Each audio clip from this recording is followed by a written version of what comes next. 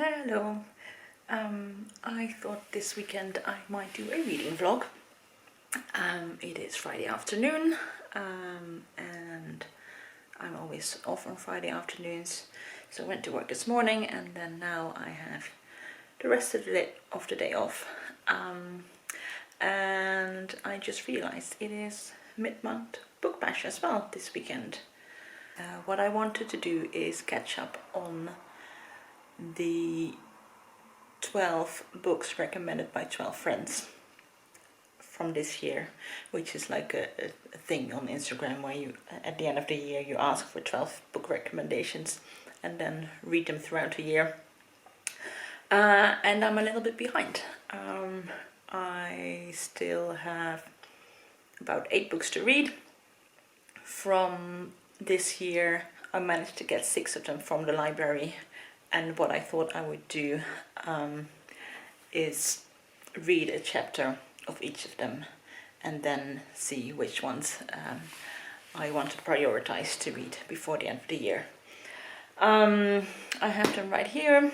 I'm just going to quickly go through them, but I want to sort of get into them as blindly as possible so I can base my decision solely on the first chapter. So they are The Midnight Library by Haig, Charlatans by Daphne van Huisden. I have Open Water by Azumah Nelson. I have Inferior Chinatown by Charles Yu. I have 1,000 Ships by Natalie Haynes, and I have The Bear and the Nightingale by Katherine Arden. I also want to spend this afternoon tidying up the house, just so I can sort of start the weekend with a clean slate. What I'll do is I'll do like half an hour cleaning / tidying up, and then read 2 chapters, and then do half an hour cleaning, read 2 chapters until I've read all my chapters, and then I'll decide what books I will read this weekend. So I just finished the first 20 or so pages of The Midnight Library, which was a bit more than 1 chapter, but the chapters are all really short, so I thought I'd read a little bit more. And in the first 20 pages we meet Nora, who is a 35-year-old woman who we learn has had a lot of opportunities in her life. She was a really talented swimmer and also a very talented musician, but because of some choices she made, she ended up working in a music shop, and she just got fired from the music shop, and she's finding her life rather miserable. So that's how the story starts. We haven't really gotten to the bit yet where this Midnight Library comes into play, and I'm not really feeling the story just yet, but maybe that's because I'm not really getting into the main part of the story. I feel like the author is trying a little bit too hard with the tone of the book. Yeah, I know, just maybe with the choice of words or something. It's just not really speaking to me right now. Yeah, like I said, I'm not sure if I need to keep going a little bit more just to get into like the meat of the story. But yeah, for now I'm gonna put it aside and get to my next chapter. Alright, I finished the first chapter in the next book. This is a Dutch book called Charlatans by Daphne Huisden, and unlike in The Midnight Library, I am immediately intrigued by this story. So we start the story on a ship.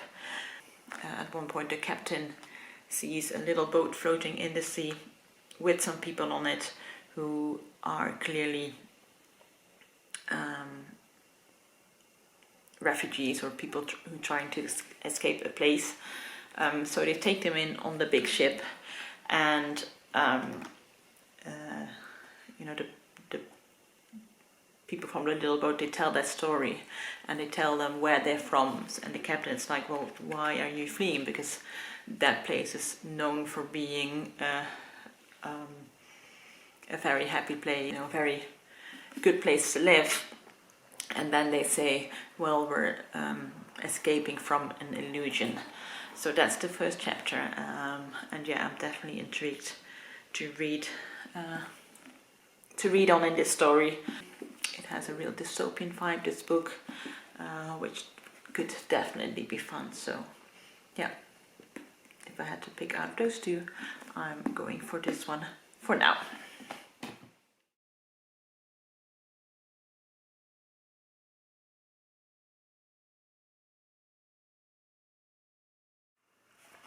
So I read the first chapter in this one. I've only read about 5 pages, but I just enjoyed the writing so much that I just know that this is going to be something that I will enjoy. It is written in the second person, so that immediately stands out from this book. But the writing is just very, very lyrical and just very beautiful. The first few pages were just very sweet, very tender. Daphne gonna continue on this in this one this month. I think it's the style of writing that really fits the size of the book, because it's a very slim little novel. You know, it feels like the sort of book where the author has really thought about every single word and every single sentence, which I love in short fiction. So yeah, this is going into the yes pile. Okay, the next one I read was Inferior, Chinatown by Charles Yu. And interestingly, this is also written in second person. In this we meet a young man, and he keeps on talking about how he wants to be Kung Fu guy, but right now he's calling himself generic Asian man. And at first I thought he might be talking about movie roles, because he keeps on saying like his role is generic Asian man. But as I'm reading it, I'm thinking maybe he just means his role in life. Yeah, I'm definitely interested in this. It seems to be commenting on Asian stereotypes and on the Asian immigrant experience, and it has a touch of humor in it as well. Alex from Stay at Home Reader has asked if I wanted to read this with her somewhere next year, so I think I'm gonna save it for then. Yeah, because it does have me intrigued, and I think this would actually be a really good book to read with someone.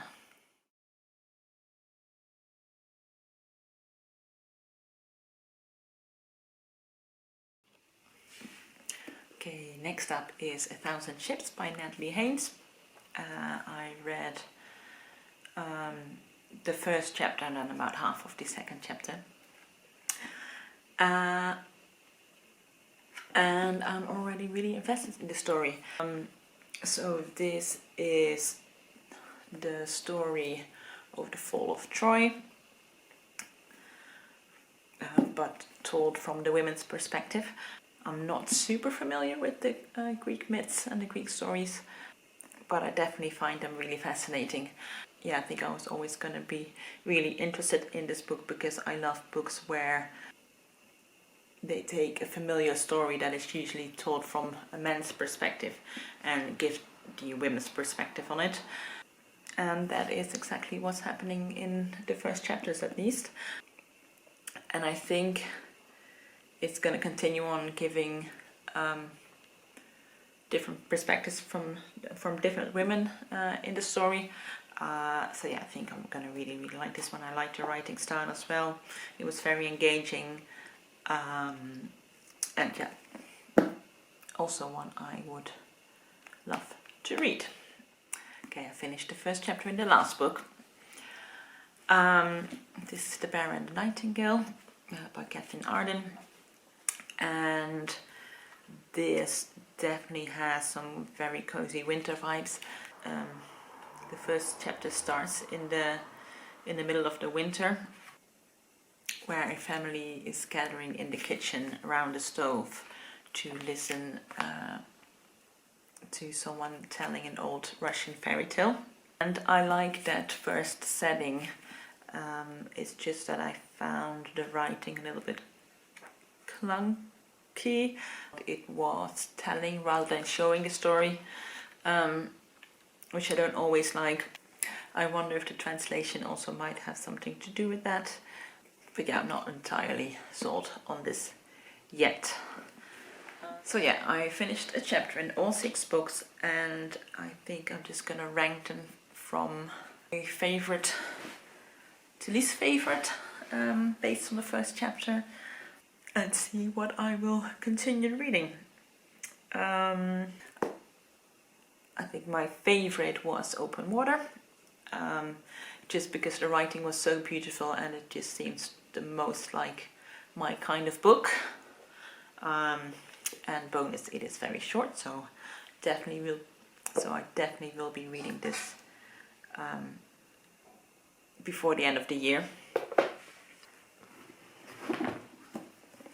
And then my next favorite, I think, is 1,000 Ships, just because I was just so immediately engaged in this story, and I just love reading from a female perspective. Yeah, and I just think that this is a story I can get really invested in. And then in third place, I think I would put Charlatans by Daphne Huisden, just because the story immediately intrigued me, and I sort of wanted to know what's going on with this story. So I'm hoping to maybe get to this year as well, and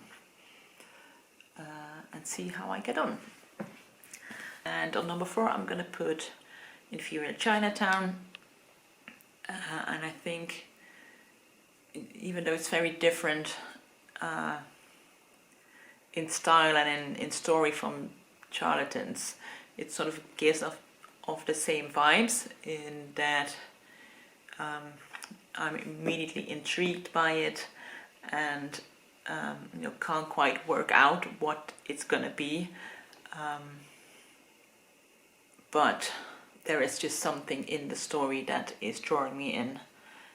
But yeah, I think I'm gonna read this with Alex sometime next year. And then on number 5, I'm going to put The Bear and the Nightingale, and just because I like the wintry vibes of this book, I'm just not sold on the writing just yet. And I think I want to try and find the English version of this book, just to see if it is maybe the translation that is putting me off a little bit right now. So I'm not going to read this by the end of the year, but I'm not completely writing it off just yet. And then on number 6, I'm going to put The Midnight Library. Maybe I need to give this a little bit more time. Maybe the story just needs a little bit more time to get going, but just based on the first couple of chapters, there isn't really anything drawing me into the story right now. So yeah, so it is in the early evening now. I'm gonna make myself some dinner.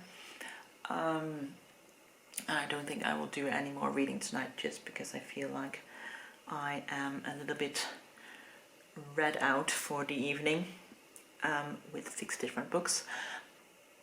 So I think I'll just catch up on some TV. But I don't think I will take any more videos tonight, so I'll see you tomorrow. I'm just going to put you in the cupboard whilst I put away my groceries. It is early Saturday morning. I always like to get my weekly grocery shop in early, because I wake up at like 5:36 anyway, because that's just how my inner clock works. And then the shop opens at 7, so I can just go there early and get it all done, so I don't have to worry about it for the rest of the week. So today I kind of want to get to the allotment, even though it is really cold and frosty outside, because I need to get the dahlia bulbs out, and I kind of want to maybe try and plant some spring bulbs as well, even though I know it's a little bit too late for that, because you're supposed to do that before the frost. But yeah, I haven't been for a few weeks, so I also just kind of want to see what everything looks like. But I'll wait until the afternoon for that, because I'm hoping there might be a little bit of sunshine later. Then this morning I need to go to the library because there's some books I have to return.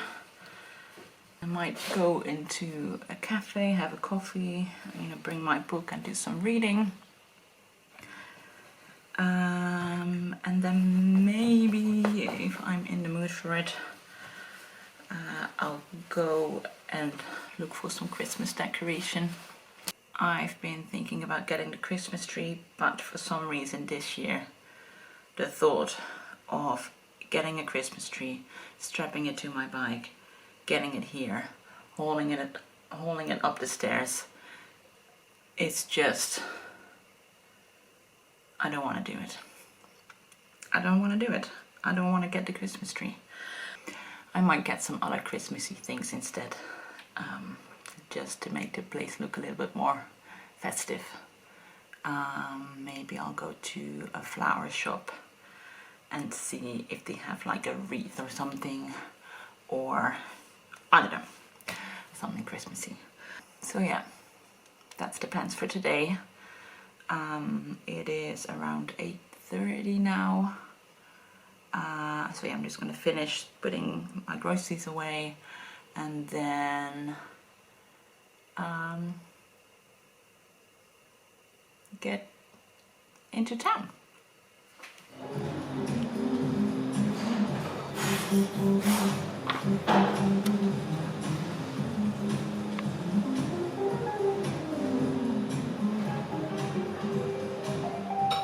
So I just got back from town. I didn't get that much Christmassy things just because people were being annoying. So I didn't really want to spend any more time in the shops. But I did get a few things. I got some candles, which is always a good thing for Christmas. I got these long twisty ones, and then also these cute pine cone shaped little candles, and I got some Christmas cards as well. So I went for like wintry, Christmassy scenes with lots of glitter. So if you want to get a Christmas card, just maybe send me a message on Instagram with your address and I'll send you one. Also, I don't know if they have this in other countries, but over here you get Christmas stamps. So you can only use these during the Christmas period. And they are cheaper than normal stamps, and then every year they're designed by a different illustrator. So they're like, yeah, all different Christmassy stamps. Christmas stamps are quite fun, so I wonder if they have them in other countries as well.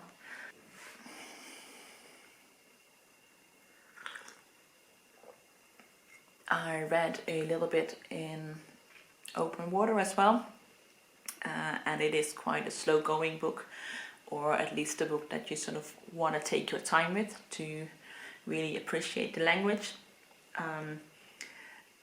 And the writing is this very observant writing, where the author uses a lot of, is it called similes? Where you're saying like something is like something. And that is something I really love, when they get it right, when they like describe something and you think like, yeah, that is exactly what that is.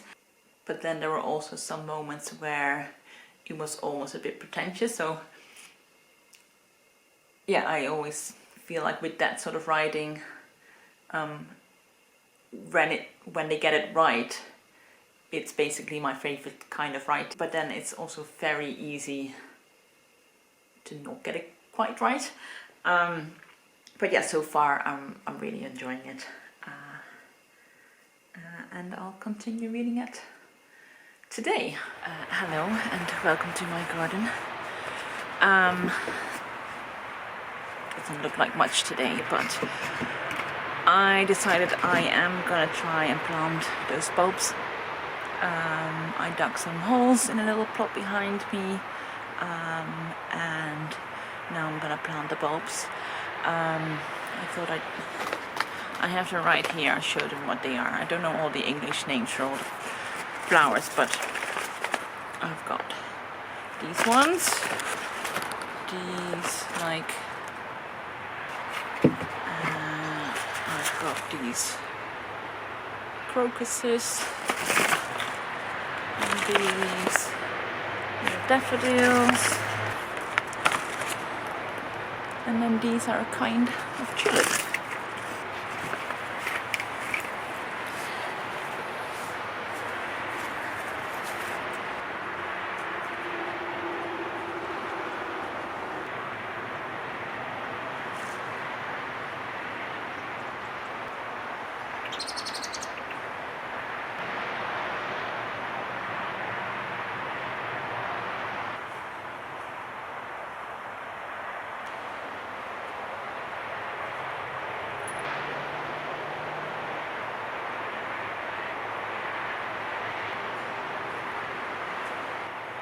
So those are all under the ground now.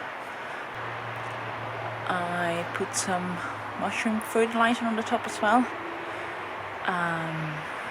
So hopefully I'll get lots of nice flowers next year. They are all bulbs that are like multiply over the year, so in theory I should only have to plant them once, and then there'll be flowers for a long time to come. And now I'm gonna see where I planted my dahlias and get the bulbs out, because they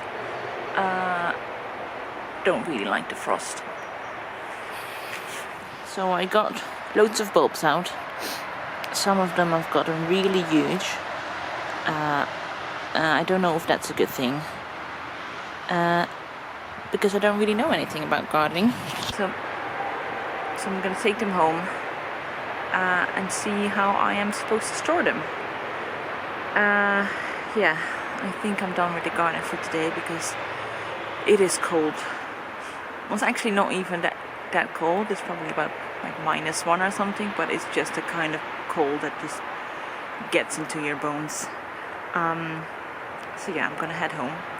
I thought I'd show you around the garden real quick, because it is a mess, but because everything is frosty, it looks very nice. Here, look at the sage and the oregano and the rosemary. That's all looking cute. Oh my goodness, look at these tiny little ice strips. That's adorable. Yep, more frozen flowers. These are looking pretty. Oh. Those are looking cute.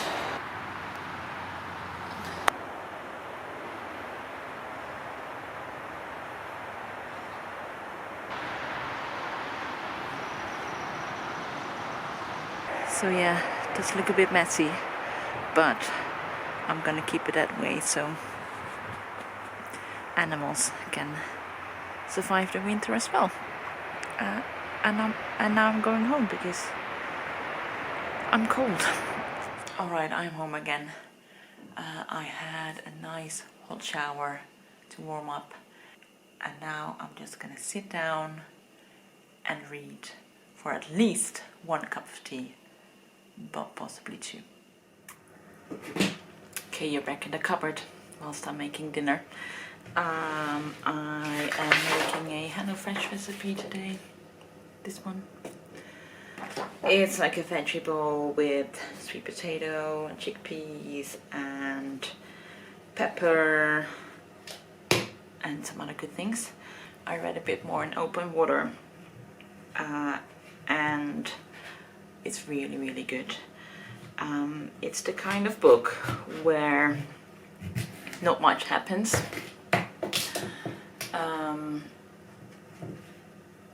Like there isn't much plot to speak of, but the language in itself is sort of enough in this book. It's about these 2 people, and they get introduced by a friend at a party, and it's basically just about them getting to know each other, and their relationship is just very, very tender. Like they both bring trauma and hurt to this relationship, and they're both very vulnerable, but it's not a sad book. It's not like a it's not a sad book. It's not like it's all about the trauma. It's actually very sweet and very, very tender, but there's still something sort of holding them both back, to surrender completely into this relationship. So yeah, it's really nice to sort of explore that in this book. And then also art plays a really big role in the book as well, especially music and dance, and how that is a source of joy for both of them, and something in which they both feel like they can truly be themselves. And I like that the author mentioned some songs and artists in there, so I had a listen to some music that was mentioned as well, which was nice. So yeah, I really like how this book is going, even though it's kind of hard to talk about because it doesn't really have a plot to focus on. And in a completely different note, Morocco just made it to the semi-finals in the World Cup. I don't really follow the World Cup, and especially not this year, but one of my colleagues is Moroccan, and they have been the real underdog team in this World Cup, and it's just been so much fun seeing her being so excited about it. Like she's been like sending us messages with her extra inhaler in hand, saying she can't handle the stress of watching the World Cup. And also at my work, we have quite a few Moroccan patients, and last week someone called me saying they weren't feeling well. They like had heart palpitations and chest pains. So I asked when that started, and then she said, yeah, well, since Morocco started playing in the World Cup. So I hope they're all doing okay. Yeah, I'm not very good at talking and cooking at the same time, so I'm just gonna continue making my meal.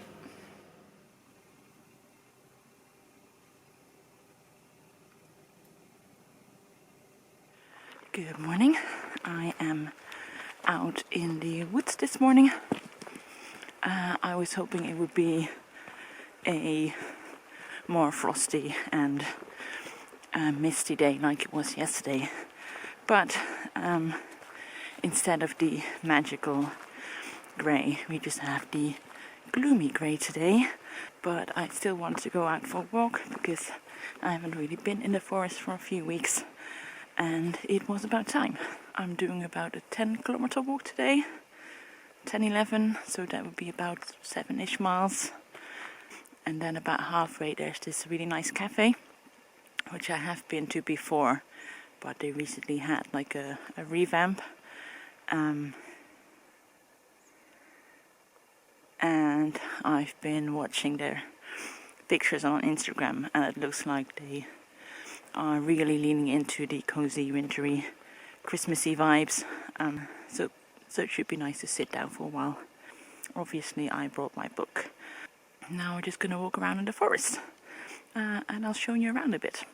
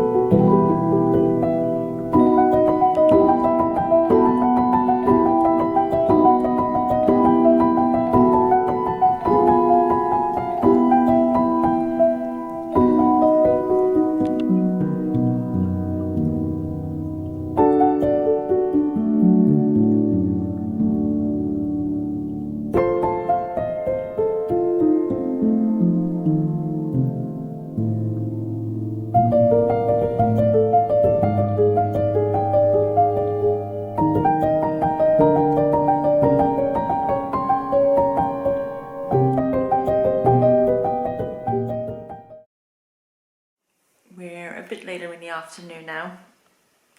I had a really nice time in the forest. I was a little bit sad at first because it wasn't nice and frosty like it was yesterday, but it ended up just being this sort of perfect, gloomy, shroomy kind of forest walk. Like all the mushrooms were out and all the mosses were, living their best lives. And I should have known that the forest never disappoints. Yeah, it was just really lovely to spend time out in nature. And then the cafe I went to was just super cozy as well. They had lots of Christmas decorations on, and they had a fireplace. So yeah, that was just really nice to sit down and read. And I did finish Open Water. I ended up really loving this. It is highly likely this will end up in my favorites of the year. So this is definitely the kind of book that doesn't have much of a plot. It is basically just about these two people developing a relationship together, and about the intimacy of that, and how that can be both exciting and scary as well, the vulnerability that comes with that.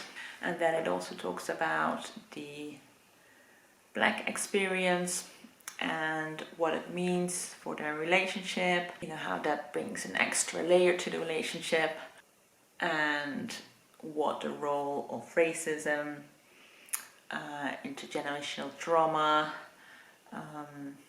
police brutality, and how that experience and that history is a big shared experience as well. but also it talks about black joy and seeing yourself in art, in music, you know, how that is a safe space. I'll try and word this a little bit more eloquently when I do my wrap up. This is definitely the kind of book where you can see the power of language.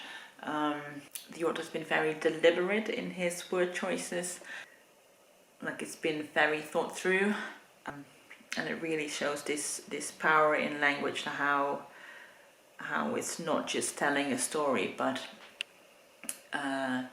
it's,